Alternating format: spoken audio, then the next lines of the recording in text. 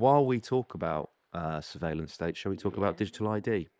Yes. Or possibly mandatory digital ID cards. I would say it has been a bit of like a gag on the podcast for at least the last year, possibly two, that just you wait until they try and make everyone have a digital ID card. But it does appear to be happening. I mean, it does appear to be coming. Okay, but water is wet. So look, okay. I did the Spectator podcast. They're going to hate that. Yeah. I should not have told them that. For engaging in other ideas. Maybe like a year and a half ago. And I was talking to Freddie, oh my God, why have I forgotten his last name? Freddie Gray, deputy editor, about what Labour are going to do. And I said, it's going to be digital ID cards. And he was like, oh, what do you mean? And I was like... He was sick. Just came out in a rash. Yeah. Government. I was like, look, Tony Blair has gone off and set up his institute, okay? And he has been gagging for digital ID. Tried it in the 2000s. Forever. He did try it. He laid the foundations of the legislation, but he couldn't quite get it through. He sets up this entire institute, right? And for the last year, Labour have pretty much ignored him. And they've been putting out actually quite like almost aggressive anti-Labour press statements. I do really enjoy reading them. I'm like, oh, someone's not buying their research. The ID cards is like the how do we get Tony Blair back on side? We bring those in. And they'll do it under the guise of small boats crossings. They'll convince the public that you need to have, we need to be able to verify these people. We don't know who they are in the hotels. By the way, you should probably know who they are. They get their fingerprints taken as soon as they land in the UK. Why don't you know who they are? Who lost that bit of paper? But they'll do it under that. Yeah. And they'll announce it in the Sun. Yeah. I saw the Labour Together report about it was very much sort of angling it around immigration. But, if you want to use that argument, why should the entire UK population be subject to an attack on their right to privacy because of that problem? Do you see what I mean? It's like, I think that these things that perhaps people take for granted that actually we should cherish, like the right to privacy, the idea that because we have this issue, and they dress it up in various ways. Back in the early 2000s, it was terrorism, right? It's this will make us safer if everyone has an ID card. Things like the Madrid bombings prove otherwise. Turning the country into a kind of papers please, like mandatory, you must have a digital ID. I get very nervous in relation to people who don't have digital literacy, people who are vulnerable, so like pensioners, the disabled. People who just don't have an interest in being online and don't want to have a digital identity. And if you start saying, you can only book a GP appointment with a digital ID, you can only get access to social housing with a digital ID, like it becomes a ginormous problem very, very quickly. And I don't see the justification for doing that on the back of, we had 35,000 people came here on small boats. Do you object to the digitalness of it? No. Or the ID card? I think there is a criticism you can make of the digital side of things, that you essentially are creating like a ginormous honeypot for cyber criminals. Someone's going to lose the briefcase that's all held. Yeah, they're going to leave it on a train. They may email it to the Taliban. Don't rule out that risk. Why are we emailing the Taliban so often? We really should stop emailing the Taliban. I'd love to know what the email was for. The press at Taliban. Info at Taliban. Yeah. Hello at Taliban. .afghan. Yeah. Yeah, I think it creates a new in the same way with the age verification stuff. You're just creating a new surface on which cybersecurity. There's a cybersecurity risk there. Other way around is it you have a huge data set that someone like Palantir would be very interested in buying, and when you consider that about 3/4 of people have a passport, a lot of people have driver's licenses. What do you need this information for? And if you fold in biometrics, the police, I believe the DVLA is already or about to connect their photo database into national security apparatus for the purposes of live facial recognition technology.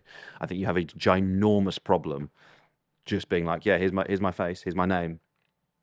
And this is all of the hardcore pornography I look at. Exactly. So the US has a biometric system for aliens. I mean, they have a biometric, for everyone, don't they? Yeah. Not for everyone, for aliens. I was going to say, yeah, because we are aliens when we go there, aren't we? Yeah. Oh, wow. Yeah. Check his privilege. Doesn't consider himself an immigrant. Yeah. Yeah. Yeah, Did we fingerprints on listen to the arrival, Sting right? song? Yeah. That's a Um, banger. It is, isn't it? What song did you say? Englishman in New York. Of course. I'm an alien. I'm a legal alien. I'm an Englishman in New York.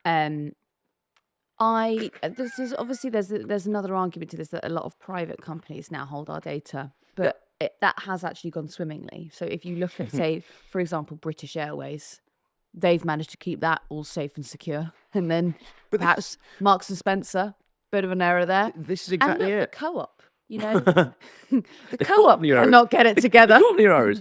You can never buy anything in there. No. Because once again, the systems are down. I quite It's enjoy. cash only. Is it being run by like a fundamentalist, like save coins? Would a cynic suggest that just as everyone is required to digitally verify themselves to access various different component parts of the internet, at times by AI and at times by private companies, that this may be the opportune moment to say, how about we all just get a mandatory digital ID card and we don't have to do any of this nonsense? That would be rather convenient, wouldn't it?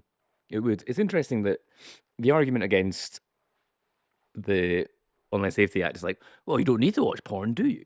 And then if you're not doing anything wrong, why do you mind having your personal information stored like this? And it's like you can have grievances against this or disagree with something without it being just for theoretical reasons rather than out of like a base desire to consume porn or like to commit crime. Nothing to hide, nothing to fear is just the refrain you hear over and over again. Yeah. And it's just a complete oversight because, yeah, okay, right now, but you know, let's say, I think I also, by the way, have like enormous fears about this being used to racially profile people, right? And you end up with a hard right, extreme right populist government all of a sudden has a record of every single first generation immigrant in the country.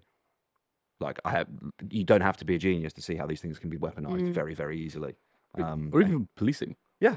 If you're like, the suspect lives in this postcode, 5'10", black. Okay, here's the list of every single 5'10" black man in that postcode. Yeah. Or someone who, say, perhaps doesn't like the NHS and links your digital ID to the number of bottles of alcohol you've bought, and then might make a ruling of, actually, if you've bought this amount of alcohol, we're actually not going to serve you for free at the NHS. Rule number 1, by the way, always lie when they ask you. Yeah. How much do you drink? Have you ever smoked? I mean, you can be honest about that one. Yeah. Always lie. Why are you lying to the NHS about that? For the reason that Ava has just outlined massively. But is that not for health considerations? Like if you're going for Brother, don't worry about me. My health is okay. It's wild, isn't it? The idea that you'd have a digital ID. You just essentially it'd be like having someone following you walking down the street all the time. I think my problem is with it being mandatory. Do you see what I mean? Where it's like you have to have this thing. You cannot engage with. But it would become mandatory de facto, wouldn't it? Anyway, Why would you have it if it wasn't mandatory? No, because they cut. But certain companies will start saying, "Well, you need to put this in, otherwise you can't use the services." And then, I mean, on paper that is a choice, but it's not a choice, is it? Yeah. Because I am going to have to use Gmail. Like, do you know what I mean? Like, yeah, or it'll be like, yeah, okay, you don't have the ID, so call this number, and 5 hours, 5 hour long wait time, blah blah blah. Really difficult to use, but it's the way that it can be leveraged over people if you make it legislation that you have to have it. I have a ginormous problem with. What do you think, Ed?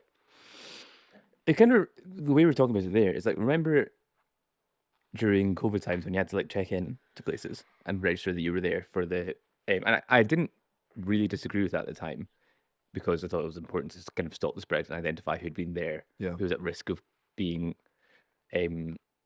contaminated with COVID, and that was a very special situation.